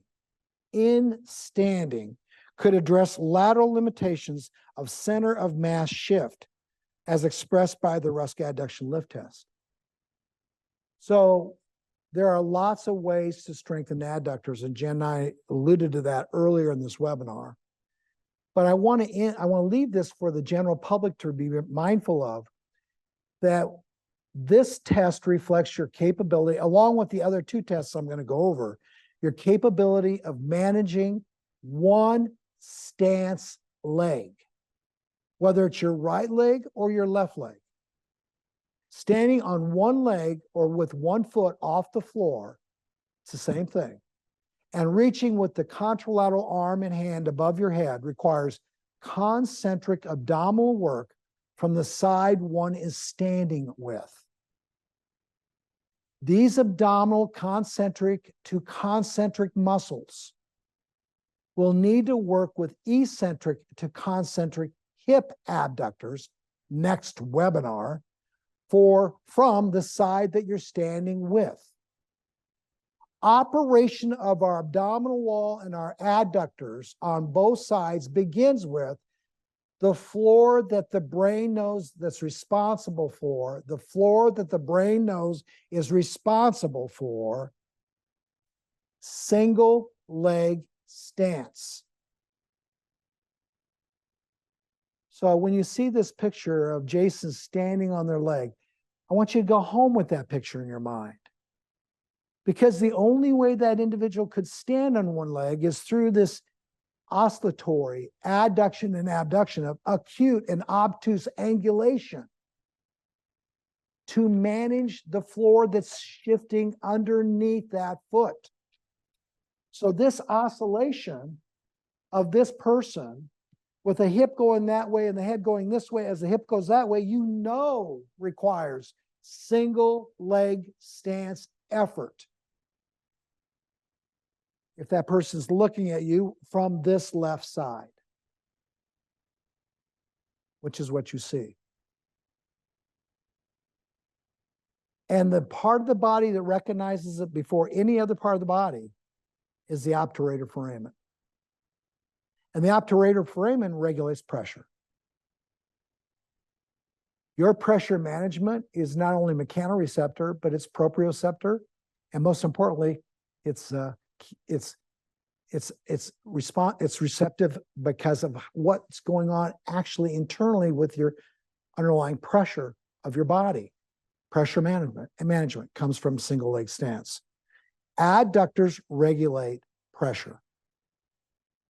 And if you are one of these people that are dysautonomic, a little bit lost in space, you better go check your adduction lift scores.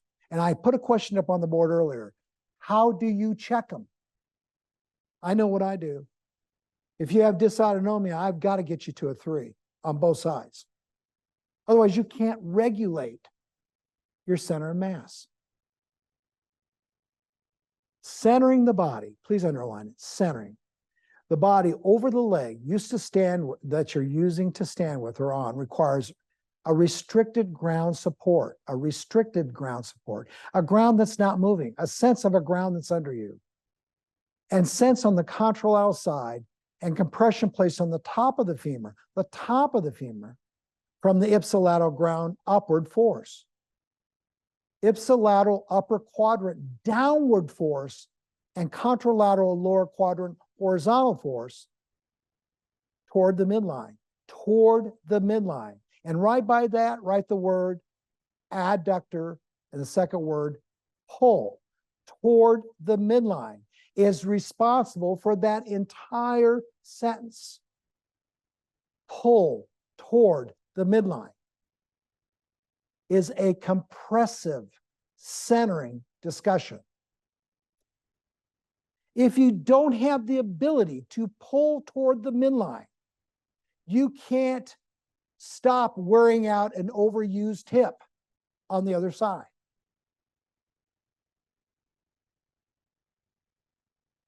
I'm going to pause there and let you reflect on that. Pelvis orientation and pelvis balance in a single leg state of mind and function is the primary recipient of the above muscle co-contraction and concomitant scapular and ilium compression, as outlined above. Reduction of stance, femoral abducted positioning, stance pelvic outlet adduction, stance pelvic inlet abduction, and stance thoracic adduction is therefore then required. These photos and figures show someone standing on their left leg with their right arm and hand in the air. The wording reflects either side to stand on, as long as the corresponding arm and hand are in the air. And these are the techniques that I'm leaving you with. These are not the best strengthening techniques for the adductors. They're not the best strengthening techniques or reformation techniques for the abductors of your hip. They're some of the best centering techniques in this institute. And anytime I say the word centering, you have to think about the series, especially the word adduction. These are good midline pulling techniques when you're upright. These techniques all reflect a horizontal level of the Hruska Adduction Lift Test, objectively. So I think you got how many, Jen? There are I think there's 12. And 12 of them. just to like reiterate what Ron's saying, these are not the first techniques you would want to do by any means. These are upright, which upright PRI techniques in standing could address lateral limitation of center of mass as expressed by the Hruska Adduction Lift Test. These would be the techniques that would be a goal after you have someone at least a 3 out of 5 on the Hruska Adduction Lift Test. Wonderful. Thank you, Jen. So I encourage you and I enlighten you by telling you this, that this didn't come overnight. These techniques didn't come overnight. I've been practicing for years, but I didn't learn this in any school of education. I just want all of you to know that. I learned this because of the ability to see and sense levels of frontal discord because of the poor understanding the body had when it come to management of the body's mass. Management of that body mass can be preserved if you can do these activities on both sides.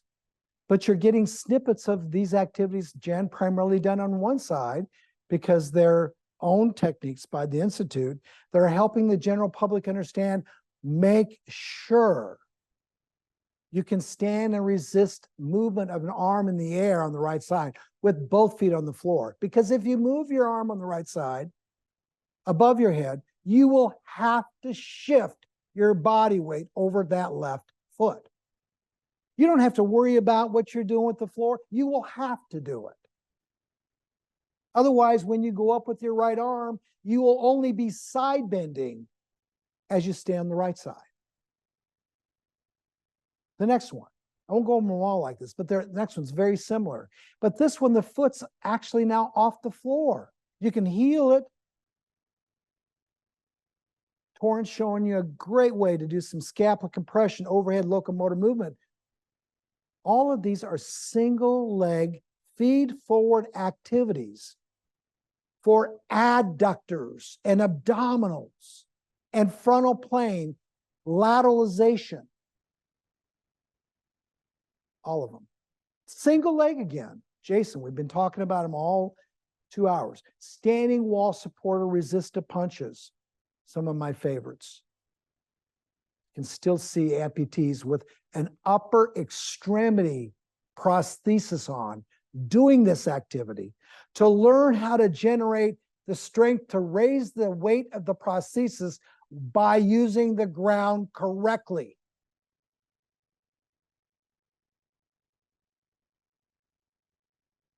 Foam is wonderful. Blocks of wood are wonderful. Any lateral ascension, and any of those are wonderful. And they all come from different courses and different places in this institute. Well, I want to thank you all for listening. And for those who are either in a car or sitting at home and watching it on your iPad, we are honored again to have your presence. And I hope when you get done, you'll say, man, that guy's a passionate speaker. I meant to be today. I meant to be today. This is a personal thing for me. It's an opportunity for you to hear some expression and some concern. This test has my name on it. The next time I give this webinar, you'll see another test with my name on. And the very last one I'm going to give has my name on it. And I want you to understand the history behind it and the people that mentored me and the people that mean a lot to me and the reasoning for it and the referencing and the articles and the work that was put into this.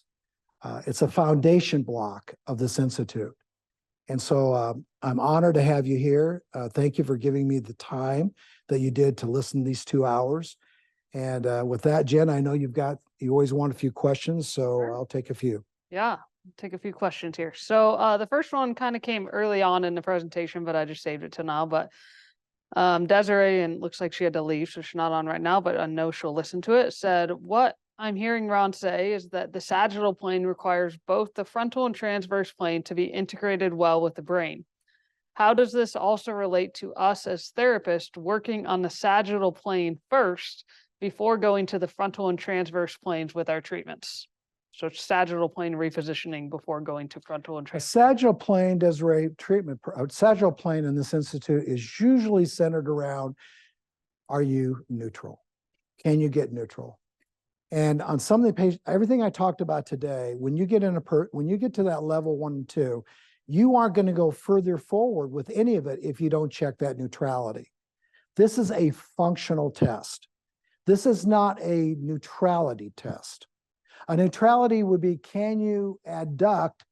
Can you extend your hip? Do you have apical expansion, et cetera, et cetera, et cetera? So it could be used if you go through level 1, 2. It probably, in those cases, could be used as a neutrality type of a test, but it wasn't designed for that. It was designed for a functional test of the frontal plane. A neutrality test would be, can you adduct passively, called the adduction drop test? Can you extend passively through an extension drop test? And if you can't, you know that you have to reposition in the sagittal plane first. You'll have to. Using a hamstring, for example, that's taught in that myokinematic restoration Right, course to right. pull that ischial tuberosity back on that left side. The one thing about this functional test is so wonderful is because in the sideline position, you're being asked to do things at the expense and cost of inhibiting things that prevent you from becoming neutral by doing each one of those levels. So you don't put your feet on the wall, you know, maybe you don't blow up a balloon, but just the activity itself will allow you to resolve, resolute this activity. You know, gain it without doing another repositioning test. But for the most part, you're always going to be safe doing a repositional test first. So the functionality of this outcome of these tests can be observed quickly, readily. It's just a cleaner way if you start off, can they adduct? If they can't adduct, do a repositioning. Regardless if you started, Jen, finally with a repositioning test or not, the outcome's going to be the same because of the way they put this adductor group together with the things that we talked about today, both on the ipsilateral and contralateral side of the abdominal wall and on the ipsilateral and contralateral side of the hip and hip adductors and hip abductor musculature. So regardless if you start first or not, if you can't get past a 2, I would question whether or not they're really capable of doing it because they can't acquire a what? Neutrality. Neutrality. Really, if they can't get past a 1, Well, because 1. if they can't adduct passively with an adduction drop test, then they can't actively adduct There's at a right- level yeah. 2. You may reposition them and they still can't get past a 1. Yep. So anyway, Michael kind of had a very similar question. How does this test relate to the adduction drop test? Michael, I think we just answered that for you. Yeah. The adduction drop test is more of a positional test. Or is someone neutral? This test then takes it to a functional level. If they aren't neutral, they really shouldn't be able to get past a level 1 of the Hruska Adduction Lift Test without compensation.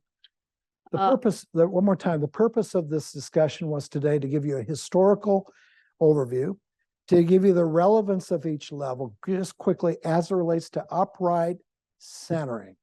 That was the purpose of the webinar. We didn't give a webinar on how to get adductors stronger necessarily. We didn't do that. But again, these are all good questions, or whether or not someone's neutral, not neutral. You know, that I just want to remind everybody of that. Jeremiah has a couple questions, but Okay. his first one Okay. said, did Ron ever consider adding any other components to this test later on in his career? No. Or has he never wavered in his confidence in the No, test no. completion? This test, if Jen will tell you, if you look at my first Jeremiah fair question, the answer is definitely not. This is a test that was there in my mind back in early in 79, 1980. And again, because of a person I worked with named George Bland, never wavered on this test. You know, when you have a prosthesis sitting in the corner of a room that's got your name on it, and you can't be put into it because of certain levels of function you've got to have before you can wear it, you'd understand why I would not waver on this test. You'd understand that. Number 2 is there'd be no reason for me to waver. There'd be not one reason for me to waver on this test. And as soon as you start bringing in things like malocclusion or strabismus or hearing acousis or voice modulation or anything else you've learned in this institute that could have an impact on this test, I'll remind you, all of that is a reflection of what you can and cannot do with your adductors. And none of that is going to come back if you, first of all, can't realize what it is that you're trying to experience to offset all that dysfunction with a base that you have to have in place for oscillatory function of everything I just talked about from that base up. I know I can put sticks in mouths and get people to shift, and even their levels of scores may go up, but it doesn't mean they can function without that stick in their mouth. So no, I'm not, Jeremiah, I appreciate that. Thank you for the question, because I get that asked a lot. The answer is absolutely 100% not. And the second question was, any other comments about this test in relation to the sphenoid? Oh my goodness, that's a big question. When you think of, and I don't know who asked it. Jeremiah, what you were thinking there, the relationship of the sphenoid to the sacrum is 1-to-1. And so when you got a sacral base that can shift and can move right on right and left on left and left on right and right on left, like you all learned in school, and you have this ability to move your body weight from side to side, boy, is the sphenoid happy. The sphenoid's happy because it can now communicate with a bone called the palatine bone. And palatine bones are just like the acetabulums you own, the glenoids that you own. They are regulated by this alternating function. If the sphenoid bone and the palatine bone are stuck because of sphenoid's orientation of where the palatine bones are or the occiput bones are, in order for them to become unstuck or unopposed, I mean, not opposed, but unopposed, free to move, you have to have the support system underneath of them to alleviate that internal stress that you're putting on them for regulation of your body above the floor. to get the body to regulate the floor's got to be recognized by those adductors for one purpose: support, postural support of mass.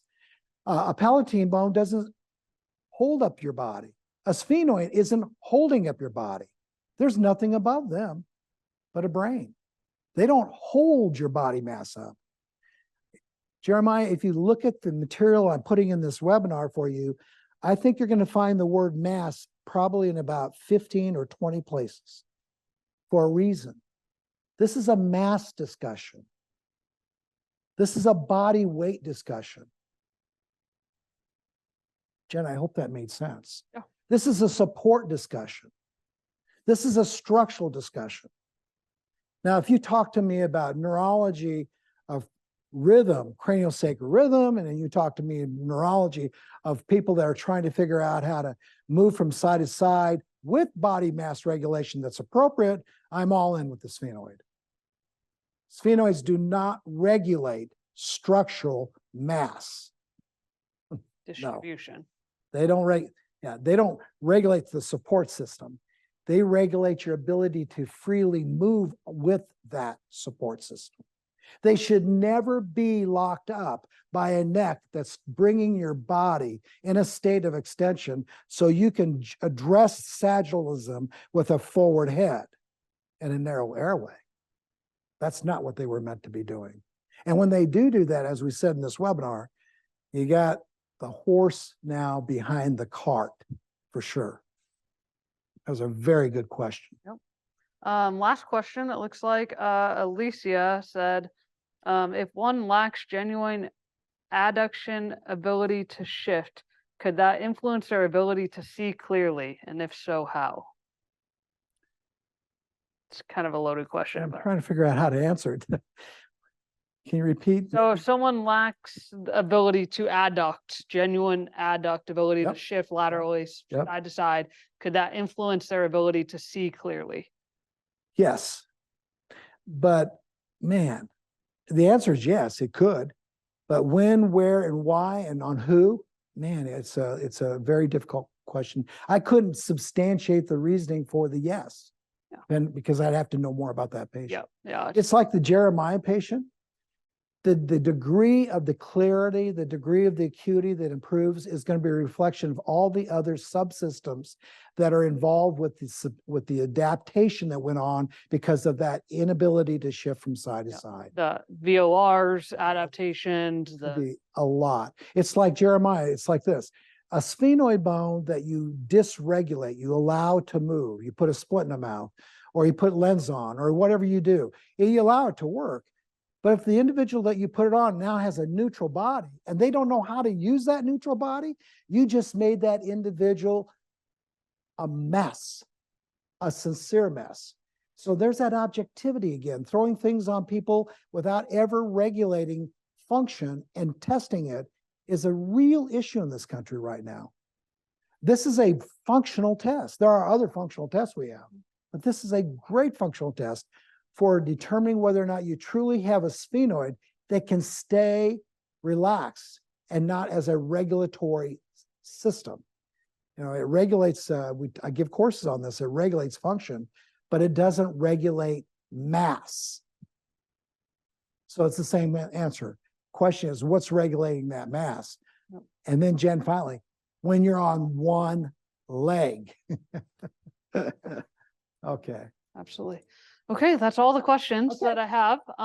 Thank you again, everyone, for joining us. I'll post this on line next week, and we look forward to seeing everyone part 2 of this webinar series on Friday, November 10th, again at 1 o'clock Central Time. So have a great weekend. It's great to see you all.